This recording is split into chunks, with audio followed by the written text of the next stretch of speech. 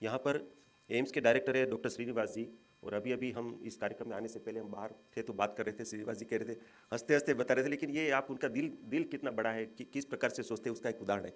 उन्होंने NMPBS के CEO को कहा कि मेरे वहाँ हर्बल गार्डन बनवा दीजिए, और वहाँ 1 लाख लोग रोज आते हैं, तो लोग देखेंगे कि हल्दी क्या है, सौंठ क्या है, और फिर वहाँ एक बोर्ड लगा दीजिए कि यहाँ जिनका इलाज न हो वहाँ अय्या में चले जाए। तो इस प्रकार के तो but actually this is kind of the ecosystem which is being developed, which is happening.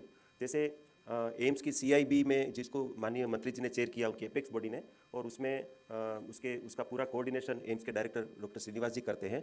अभी जो लास्ट एम्स की CIB, उसमें भी CIB ने तय किया, based on the recommendation of the NITI Aayog, and secretary AYUSH was also invited as a special invitee, कि सभी एम्स में जो आयुष ब्लॉक है, सर्विस डिलीवरी में 30 बेड का आयुष ब्लॉक है, उसको अपग्रेड करके वहाँ एक एकेडमिक डिपार्टमेंट होना चाहिए, जहाँ पर प्रोफेसर हो, एसोसिएट प्रोफेसर हो, और पूरा एकेडमिक स्ट्रक्चर हो।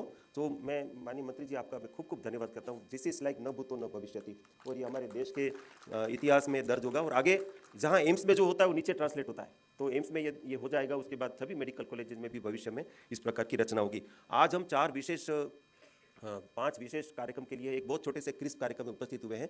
इसमें सबसे पहले हम आज माननीय मंत्री जी के द्वारा Ayush ICMR advance centre for integrative health research, ये कुछ सिलेक्टेड एम्स में, 6 एम्स में इसको प्रारंभ कर रहे हैं। ये एम्स और आयुष की पार्टनरशिप से हो रहा है। तो मैं एम्स के डिपार्टमेंट ऑफ हेल्थ रिसर्च के सेक्रेटरी और DG ICMR डॉक्टर राजीव बहल जी का मैं विशेष रूप से धन्यवाद करूंगा। आज वो जिनीवा में हैं, इसलिए नहीं आ पाए, लेकिन उनके और आयुष के जो लगातार संवाद और MOU के एक परिणति के रूप में आज इसका हम लॉन्च कर रहे हैं। उसमें से 2 विशेष इंटीग्रेटिव रिसर्च के जो केंद्र है वो एम्स दिल्ली में होंगे, एक जोधपुर में भी होंगे, और बाकी 2 एम्स में भी होंगे। तो कुल 4 एम्स में से 6 एडवांस सेंटर्स का प्रारंभ हो रहा है। ये एक कार्यक्रम है। दूसरा, एक जो ये एम्स है, इसमें जोधपुर है, नागपुर है, ऋषिकेश है और दिल्ली है, ये 4 एम्स में ये हो रहा है। दूसरा, एक हम एनीमिया मुक्त भारत की बात करते हैं। पिछले दिनों कुछ पायलट हुए, उस पायलट में ये ध्यान में आया कि पुनर्नवा मंडूर और द्राक्षावलेह का एनीमिया को कंट्रोल करने के लिए त्वरित परिणाम देने में बहुत बड़ा लाभ मिलता है, इसे पायलट्स में देखा गया।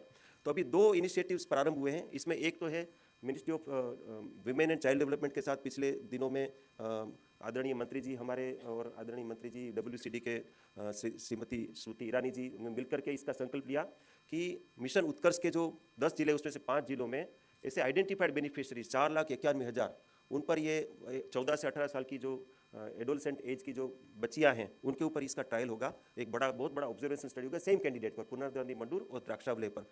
ऐसा ही एक आयुष ICMR का एक कोलेबोरेशन में आज जिसका लॉन्च हो रहा है, वो दूसरा स्टडी है। ये efficacy and safety of Punarnava Mandur alone and in combination with Drakshavaleha compared to iron folic acid in the treatment of moderate iron deficiency anemia among non-pregnant women of reproductive age group।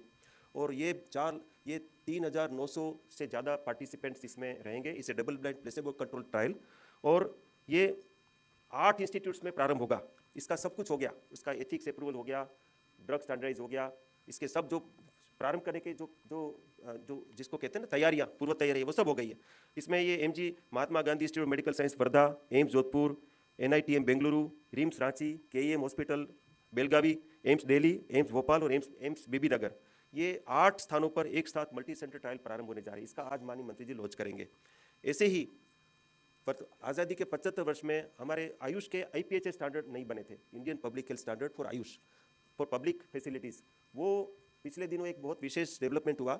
Development ये हुआ कि DGHS, director general of health services के अंदर एक आयुष का vertical, जो हमारे दोनों माननीय मंत्री जी डॉक्टर मनसुख भाई और डॉक्टर हमारे माननीय सर्बानंद सोनोवाल जी के इनिशिएटिव से, आपको जानकारी दे दूं कि प्रत्येक 2 महीने में 3 महीने में दोनों मंत्रालय के मंत्री और सेक्रेटरी से लेकर के पूरा अधिकारीगण साथ में बैठते हैं और साथ में मिलकर कन्वर्जेंस में कैसे कैसे नए काम कर सकते हैं उस पर मंथन करते हैं। उसी की परिणति के रूप में DGHS में एक आयुष का वर्टिकल पिछले दिनों प्रारंभ हुआ और कैबिनेट ने भी उसको अप्रूव किया, और उस वर्टिकल ने जो IPHS स्टैंडर्ड बनाए, तो DGHS अतुल जी यहाँ नहीं है, लेकिन उनका भी इसमें कंट्रीब्यूशन रहा। आज उसका माननीय मंत्री जी लोकार्पण करेंगे, IPHS स्टैंडर्ड्स फॉर आयुष। और ये एक प्रकार से पब्लिक हेल्थ डिलीवरी सिस्टम में मेन स्ट्रीमिंग ऑफ आयुष जो नेशनल हेल्थ पॉलिसी का जो संकल्प है, उसमें एक कदम आगे हम बढ़ रहे हैं। ऐसे ही 10 वर्ष के जो आयुष मंत्रालय के जो अचीवमेंट्स है 2014 से लेकर के 2024 तक, 10 वर्ष पूरे नहीं हुए एक्चुअली, मंत्रालय तो नवंबर 2014 में अस्तित्व में आया, तो अभी 9 वर्ष और कुछ महीने हुए हैं, लेकिन उसमें जो मेमोत काम हुआ है, इतना ज़बरदस्त कार्य हुआ है, उसका एक हमने डॉक्यूमेंटेशन किया है। उस डॉक्यूमेंटेशन को 10 ईयर्स जर्नी ऑफ आयुष ऐसा करके एक छोटा सा बुक है, उसका भी आज इसका लोकार्पण, इसका पुस्तक का विमोचन हमारे माननीय मंत्री जी के हाथ से हम रिक्वेस्ट कर रहे हैं कि माननीय मंत्री जी उसको विमोचन करें।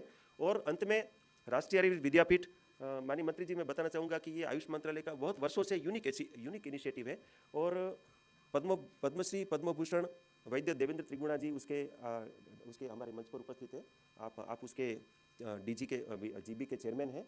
मैं उनको विशेष रूप से अभिनंदन करता हूं कि उनके इनिशिएटिव से ये बहुत यूनिक कार्यक्रम चल रहा है। और ये कार्यक्रम पद्मभूषण पद्मविभूषण पद्मश्री वैद्य बृहस्पति देव त्रिगुणा जी, जो बहुत बड़े स्टालवर्ट थे, उनको हम सब जानते हैं। और आज़ाद भारत में ये सबसे बड़ा एक प्रकार से आयुर्वेद का एक नाम है, जिन्होंने चिकित्सा के क्षेत्र में बहुत बड़े बड़े कार्य किए। उनके प्रेरणा से राष्ट्रीय आयुर्वेद विद्यापीठ प्रारंभ हुआ। और ये इनिशिएटिव ऐसा है कि इसमें देश भर में श्रेष्ठ प्रैक्टिशनर्स को आइडेंटिफाई करके वहाँ हम छात्रों को भेजते हैं गुरु शिष्य परंपरा के रूप में। और छात्र वहाँ रहते हैं, 1 वर्ष तक रहते हैं। 1 वर्ष रहने के बाद उनके साथ लगातार संपर्क में रह करके वो एब्जॉर्ब करते हैं जो चिकित्सा है। और फिर हम ऐसे प्रैक्टिशनर्स का एक पूल हम देश भर में इसको क्रिएट करते हैं। ऐसे ये बहुत वर्षों से चल रहा है। आज ये सभी गुरु लोग यहाँ उपस्थित हैं और सभी उनके जो छात्र हैं वो भी यहाँ उपस्थित हैं। तो मैं वैद्य त्रिगुणा जी और आरएवी की टीम को भी बधाई देता हूँ। आज उनका इसी कार्यक्रम के तुरंत बाद उनका कॉन्वोकेशन भी है और एक सेमिनार वो दो दिनों पर, एक वन हेल्थ पर एक सेमिनार पर करने जा रहे हैं। मैं पुनः एक बार आप सबका स्वागत करता हूँ, आपको सबको प्रणाम करता हूँ। धन्यवाद।